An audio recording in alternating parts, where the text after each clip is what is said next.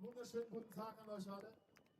Es ist fantastisch, dass ihr euch für dieses Thema bereit erklären konntet, hier heute Zeit mit uns zu verbringen, um dieses Thema nach vorne zu bringen. Vielen Dank, dass ihr hier seid.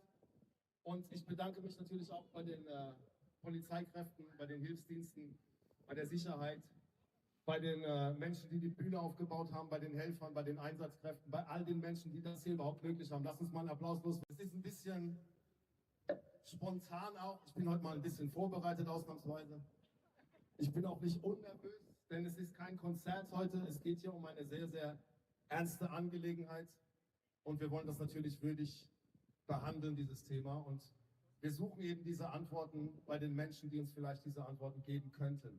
Wir versuchen es mit Liebe, im Frieden, mit unseren Stimmen, mit dem, was uns zur Verfügung steht, legal, eine rechtsstaatliche Aufklärung für diese Themen zu finden. Wir sind heute natürlich hier, weil die Epstein-Akten uns die Möglichkeit geben, einen Ansatz zu finden für dieses Thema, da es natürlich sonst immer sehr stiefmütterlich behandelt wurde und man als Verschwörungstheoretiker abgestempelt wurde, weil diese Themen natürlich sehr, sehr brutal und furchtbar eigentlich sind und man natürlich, wenn man diese Dinge äußert, wie ein Verrückter dasteht, wie jemand, der absolut wahnsinnig ist.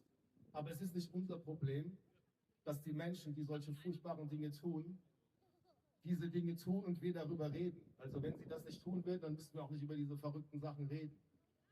Es ist mit Sicherheit nicht das einfachste Thema. Es ist kein Thema für jeden, das verstehe ich auch. Aber es ist ein Thema, das jetzt dringend an die Oberfläche kommen muss. Ich bin mit 8 Jahren in Südafrika gewesen. Ich war alleine, ich hatte Asthma und meine Eltern mussten mich nach Südafrika schicken, um einen Klimawechsel sozusagen zu haben und vielleicht mein Asthma loszuwerden. Ich war also alleine bei meiner Tante. Meine Tante hat einen Gärtner und diesem Gärtner habe ich irgendwann gesagt, dass er mich an meinen Vater erinnert. Und das hat er zum Anlass genommen, mich in seine Hütte einzuladen und dann eine halbe Stunde etwas mit mir zu tun, wo ich eigentlich beim Eintritt in seine Hütte schon wusste, oh, das hätte ich nicht machen sollen. Ich war 8 Jahre, da ist man natürlich nicht der Fitteste in dem, was man sagt und tut. Und ich bin in eine Situation geraten, die mich eine halbe Stunde meines Lebens zu einem anderen Kind hat werden lassen. Ich bin in diesem Moment,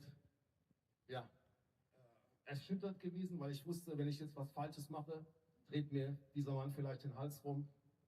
Und ich wusste auch, wenn ich erzähle, was er mit mir hier getan hat, dann werden meine Tanten und ihre Söhne ihn einfach umbringen und im Garten vergraben. Und das wollte ich auch nicht. Denn ein 8-jähriges Kind kann sich diese ganzen Sachen gar nicht ausmalen. Das hat eben dazu geführt, dass ich mit 8 Jahren ein bisschen anders aufs Leben und auf die Welt geguckt habe. Ich hatte 96 ein Erlebnis, das war in Belgien. Ich bin aus London nach Hause gefahren. Ich habe Familie in London. Da gab es natürlich noch keine Navigationssysteme in den 90ern. Und ich habe einen Weg nach Hause über die Landkarte gefunden und ich bin durch eine Stadt namens Charleroi gefahren. Auch da habe ich etwas gespürt, was ich vorher noch nie gespürt habe. Ich weiß, dass es auch für viele Menschen vielleicht auch komplett verrückt klingt, dass ich irgendwas gespürt habe. Ich bin nach Hause gefahren. Es ist mir nicht mehr aus dem Kopf gegangen, diese Stadt. Und ein paar Tage, vielleicht eine Woche später, kam dieser Dutroux-Fall raus. Okay, dann habe ich mich über die nächsten Jahre mit diesem Dutroux-Fall beschäftigt und habe erfahren, wie tief und wie abgründig diese Sache tatsächlich sich darstellt. Und dass in Belgien auch 1 Million Menschen sich versammelt haben, um dieser Sache auf den Grund zu gehen. Aber das wurde abgeblockt.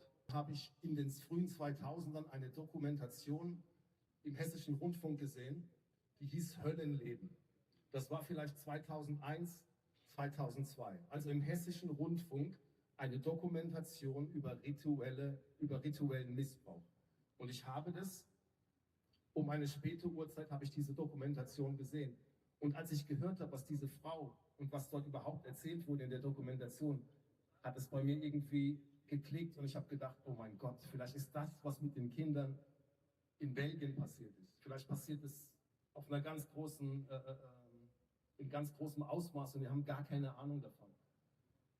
Also eine öffentlich-rechtliche Doku hat mich auf diesen Fall, auf diesen Abgrund überhaupt erst aufmerksam gemacht.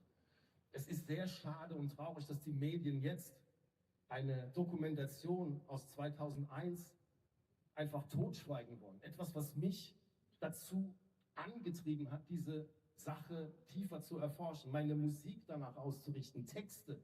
Und mit Sicherheit hat mir das jetzt nicht meine Karriere einfacher gemacht, sondern eher schwieriger. All diese Themen führen dazu, dass sich immer mehr Türen schließen. Darf man nicht vergessen, die Täter sind ja auch noch da. Und viele von diesen Tätern haben einen gewissen Einfluss auf die Opfer und auch Macht über die Opfer. Und deswegen können wir ja auch nicht Opfer präsentieren, euch, die ihre Geschichte erzählen, weil es braucht für diese Menschen einfach eine unglaubliche Überwindung, die sie vielleicht in ihrem ganzen Leben nicht haben werden. Ich hatte das Glück oder auch den traurigen Umstand, dass dadurch, dass ich diese Musik veröffentlicht habe, viele Menschen, die Opfer waren, sich zu mir einen Weg gebahnt haben und mir in gewissen Momenten ihr Leid geklagt haben.